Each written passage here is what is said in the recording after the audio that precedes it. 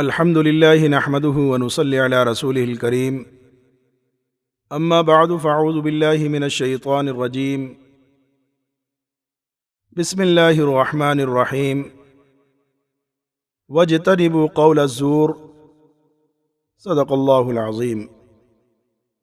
میرے محترم عزیزو دوستو، جھوٹ کا انجام انسانوں کے لیے خاص طور سے تباہی اور بربادی کرنے والا ہے، کیونکہ آپس کے اندر خاص طور سے انسان جب کوئی معاملات کرتے ہیں تو ان کا کوئی نہ کوئی ٹارگیٹ ہوتا ہے اور اپنے ٹارگیٹ کے اندر کامیاب ہونا چاہتے ہیں، لیکن جھوٹ اگر ان کے درمیان آ جائے تو ان کی کامیابی کے اندر ایک بڑا روڑا بن کے سامنے آ جاتی ہے کہ وہ اپنے مقصد کے اندر پھر کامیاب ہوتا نہیں دیکھتا۔ کہ اللعنۃ اللہ علی الکاذبین، کہ جھوٹوں کے اوپر اللہ کی لعنت، اور جس شخص کے اوپر اللہ کی لعنت پڑ جائے تو وہ رحمت سے دور ہو جاتا ہے، نہ تو وہ دنیا کے اندر پھر کامیاب ہوتا اور نہ آخرت کے اندر کامیاب ہوتا، جب تک کہ اس جھوٹ کو نہ چھوڑ دے۔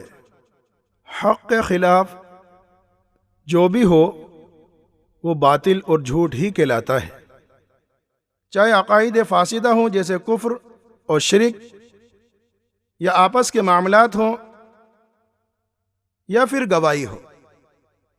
ان سب کے اندر احتیاط کرنی چاہیے کہ جھوٹ بیچ میں نہ آئے، یعنی آدمی اپنے عقیدے کو صحیح رکھے، معاملات درست رکھے، اور گواہی دینے کا جب نمبر آئے تو سچ بولے۔ نبی کریم صلی اللہ علیہ وسلم نے جو بڑے بڑے گناہ ہیں ان کے اندر کبیرہ گناہوں کو گنایا کہ اللہ کے ساتھ کسی دوسری ہستی کو شریک کر دینا، ماں باپ کی نافرمانی کرنا، جھوٹی گواہی دینا، اور عام باتوں کے اندر جھوٹ بولنا۔ اور نبی کریم صلی اللہ علیہ وسلم نے آخر کے اندر قول الزور کو بار بار ارشاد فرمایا۔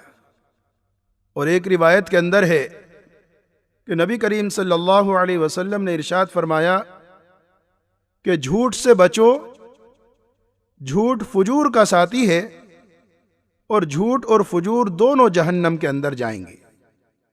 نبی کریم صلی اللہ علیہ وسلم سے پوچھا گیا کہ کون سا عمل جہنم کی طرف لے جانے والا ہے؟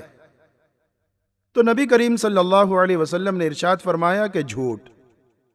جب آپ شب معراج کو گئے تو آپ نے یعنی نبی کریم صلی اللہ علیہ وسلم نے دیکھا کہ ایک شخص کی بانچھیں کھینچی جا رہی ہیں، پھر وہ صحیح ہو جاتی ہیں، پھر کھینچی جاتی ہیں، تو قیامت تک ایسا عمل اس کے ساتھ ہوتا رہے گا۔ نبی کریم صلی اللہ علیہ وسلم نے جبریل امین سے پوچھا کہ یہ کون شخص ہے؟ تو جبریل امین فرشتے نے آپ صلی اللہ علیہ وسلم کو بتلایا کہ یہ جھوٹ بولنے والا ہے۔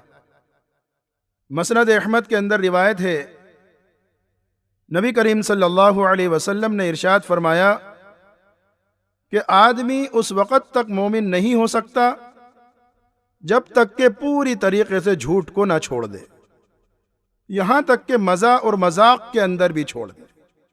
ایک روایت کے اندر ہے جس کو معارف القرآن نے نقل کیا ہے کہ مسلمان کی طبیعت کے اندر دوسری کوئی بری خصلتیں ہو سکتی ہیں لیکن خیانت اور جھوٹ نہیں ہو سکتا ہے۔ اور آج میرے محترم عزیز و دوستو، یہی دو خصلتیں زیادہ دیکھنے میں آتی ہیں کہ ہر انسان دوسرے انسان کو دھوکہ دینے کے اندر لگا رہتا ہے، اور دھوکہ دینے کو اپنی عقل مندی سمجھتا ہے کہ میں نے فلاں آدمی کو دھوکہ دے دیا اور وہ میرے دھوکے کے اندر آ گیا تو میں نے بڑا عقل کا کام کیا، حالانکہ اس کی حدیث کے اندر مذمت کی گئی ہے۔ یہ آدمی عقل مند نہیں۔ اور دوسرا یہ ارشاد فرمایا جو لرزا دینے والا ہے کہ مسلمان کی طبیعت کے اندر دوسری خصلتیں برائی کی تو ہو سکتی ہیں لیکن خیانت اور جھوٹ نہیں ہو سکتا ہے۔ اور ایک روایت کے اندر ہے کہ جھوٹ انسان کی روزی کو گھٹا دیتی ہے۔ ہم اپنی روزی کے کم ہونے کے ذمہ دار خود ہیں، اور پھر طرح طرح کی سوچیں رکھتے ہیں جب روزی کے اندر برکت نہیں ہوتی کہ کسی نے ہمارے اوپر کچھ تو نہیں کر دیا، کوئی جادو ٹوٹکے تو نہیں کر دیے، کسی نے کوئی بندش تو نہیں کرا دی۔ اس بندش کے ذمہ دار ہم خود ہیں۔ تو اللہ تعالی ہم سب کو خیانت اور جھوٹ سے بچنے کی توفیق عطا فرمائے اور صحیح سمجھ کی توفیق عطا فرمائے۔ وآخر دعوانا ان الحمد للہ رب العالمین۔ دوستو، اگرچہ آپ نے ہمارے اس چینل کو ابھی تک سبسکرائب نہیں کیا تو ویڈیو کے نیچے سبسکرائب کا ریڈ بٹن کلک کر کے ہمارے چینل کو سبسکرائب کریں، اور ہاں، ساتھ ہی بیل آئیکن کو ضرور دبائیں تاکہ ہماری آنے والی ویڈیوز آپ تک پہنچتی رہیں۔ شکریہ۔